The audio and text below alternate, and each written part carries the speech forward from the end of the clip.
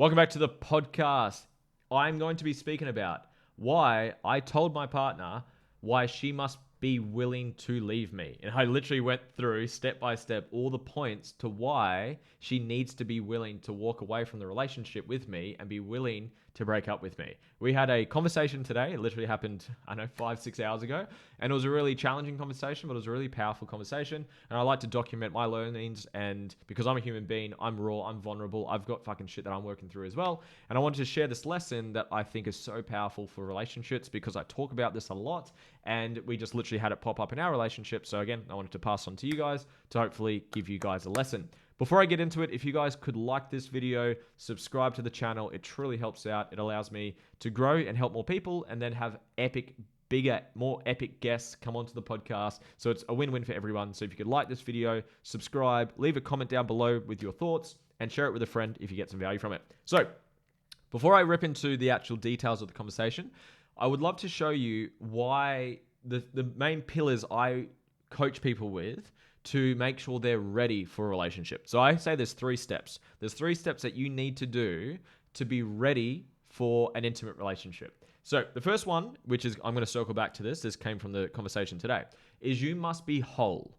If you are not whole in who you are, as in you don't love yourself, as in you don't like spending time with yourself, you don't actually have a lot of self-worth around who you are as an individual, and you believe someone else will complete you, you're literally saying, I'm needy of someone else to complete who I am. Now, what's the downsides of that? If you get into a relationship from that energy and from that state, then you're going to have someone who completes you, which means you're needy of them. So, what if they treat you poorly? What if they overstep boundaries? What if they do things that you don't appreciate?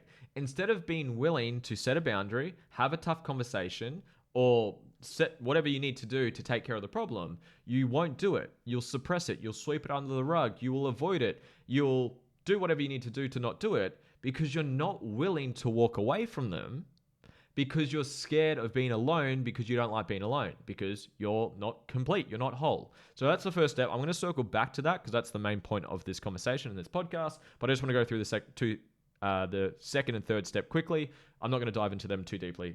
But anyways, first step is be whole. Second step is to have absolute clarity on what the vision for your relationship is long term. What are your non-negotiables for that relationship? And what are your nice to haves? Because that helps you when actually filtering or looking for the right partner for you. For an example, does your vision for your relationship have children? Because if you are like, I want children, it's a make or break for me. Then if you start dating someone and you ask them if they want kids and they say they never want kids, you've got the wrong person. Even if the chemistry and the compatibility make sense, they aren't aligned with the vision for the relationship. You're going to hit conflict. And it might be, what's the intimacy look like? Like some people are very intimate and have a lot of sexual energy between each other. And if you've got someone who, I've met some people who are quite, I don't know the term, it might be asexual, or they're just like literally never have sex. They don't want any sex. And if someone like me in particular, where I want a lot of sex, it's like that relationship just wouldn't work for me because it's not meeting the needs that I have for my relationship. So I look at sexually, intimately, intellectually. It might be you want to travel the world. So if you're like a huge traveler, you want to experience the world, travel the world, and you probably wouldn't want to date me because I'm a hermit crab. I'm a good example where you probably wouldn't want to date me because I don't like leaving the house. I like staying at home. I like routine. I go out of the house very infrequently. And if you want to be like a nomad and travel the world and experience all countries, then I don't match the vision for your relationship. So step 2 for me is get clear on what's the vision for your relationship, what are your non-negotiables, and what are your nice to haves. And the reason I say that is some people have this insanely long checklist of who they need in their relationship. And I agree, have standards, have expectations, make sure there's alignment. But at the end of the day, no one's fucking perfect. No one's perfect. I've got downsides to me. I've got upsides to me. I'm very emotionally intelligent, but I'm a bit of a hermit crab. I never really fucking leave the house. I struggle sometimes in social settings because I feel a bit socially anxious because I got my shit that I'm still working through. I've got my pros. I've got my cons. So you're going to make sure that the non-negotiables are hit. And then you've just got a list of nice to haves just so you can be aware of that. As an example, a nice to have is if my partner was more into business. My partner's not into business, and that's okay. I love her, and I don't need her to be a fucking hardcore entrepreneur because I've got that fixed, and I get that fixed through other friends, and that's okay.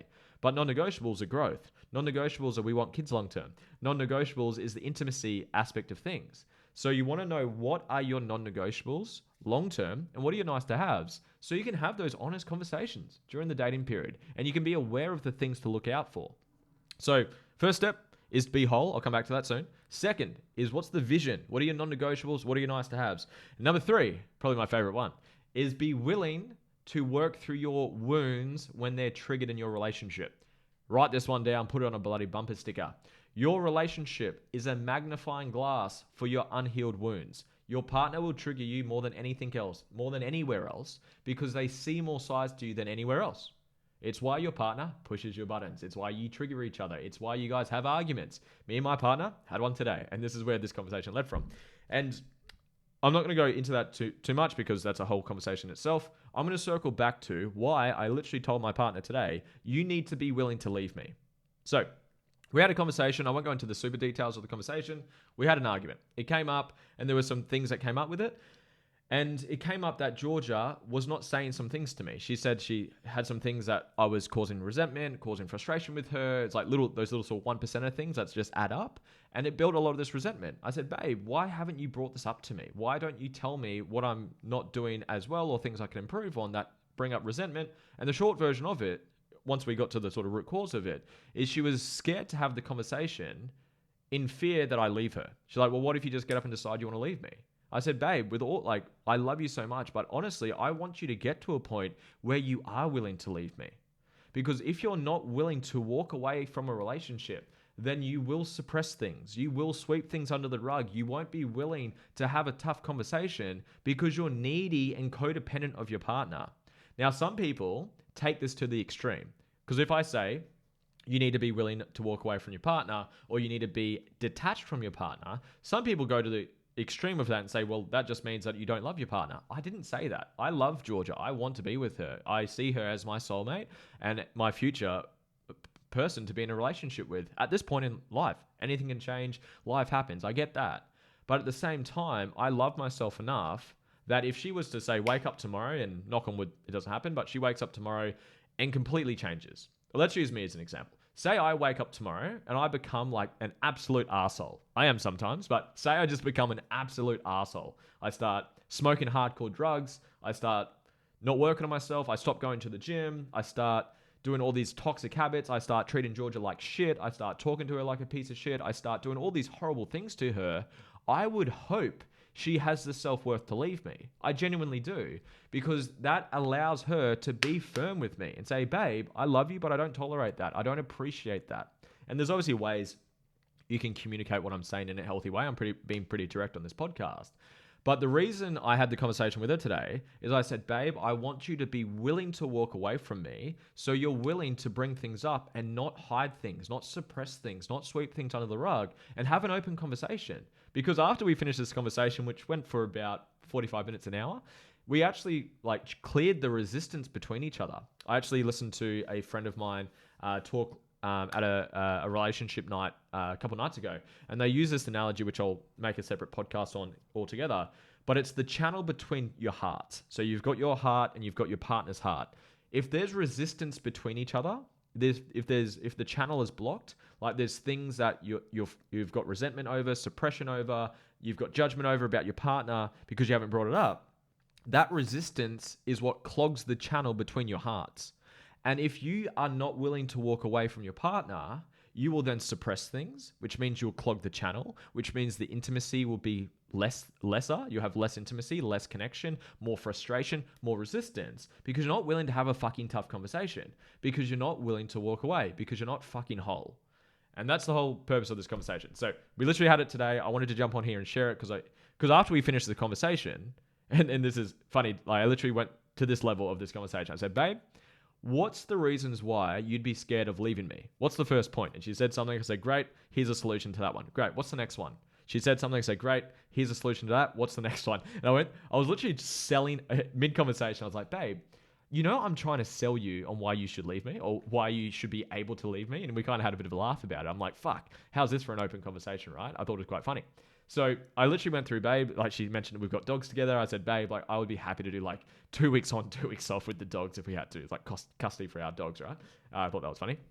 We went through all the points of why she can be totally detached from me. Not that she doesn't love me. She still loves me from what I know anyways. But it just means that she's not attached. She's not needy and desperate for me. We're not codependent on each other. So then when I do something, which I guarantee I'm going to, which annoys her, which frustrates her, which pisses her off a bit, she'll say, hey babe, I just want to let you know you just did something or said something or didn't do something that actually hurt me a little bit. And I'd actually just want to bring it to your attention so we can work through it together. Instead of just saying, oh, I don't want to bring things up because I'm scared he's going to leave me. I hope you can see the difference in the power in what I'm saying. So, takeaway from this whole conversation is please be willing to walk away from your partner. I know that sounds brutal, but I'm sure you can understand the context of why I'm saying that. Because if you don't, you won't be willing to walk away from your partner. So you will suppress things, you won't have tough conversations, and yeah, it's not going to work out well. I'd love to know what's your thoughts on this whole conversation. Comment your thoughts down below if you agree with it. If you do agree with it, share it with a friend. Send this to your partner. See what they. Hey babe, I've got a video for you. That would be funny. And have an open conversation. If you are right now not willing to walk away from your partner, or your partner, you can feel they're a bit needy and clingy and desperate with you, have an open conversation. Babe, what would stop you from leaving me? Like, what things are you attached to with me? And get to a point where you're completely not needy of each other. And what you'll find is your connection and intimacy and closeness will get better once you actually get to this point. So with that being said, comment down your thoughts below. If you got value from it, like, subscribe, share this with a friend. If you're interested in working with me on how to become whole, how to know what your values are, your purpose, how to heal through your shit so you're not needy of anything, if you want me to show you how to do that, I do that in my conscious community. It's a beautiful conscious community where I teach you how to do all of this, plus more, how to find your purpose, how to heal, how to build a thriving relationship, a thriving business. The link is down below. It's a money back guarantee. You can cancel anytime and you get a ton of access to me. I love you guys. Thank you for listening to me. I'll see you on the next one. Bye.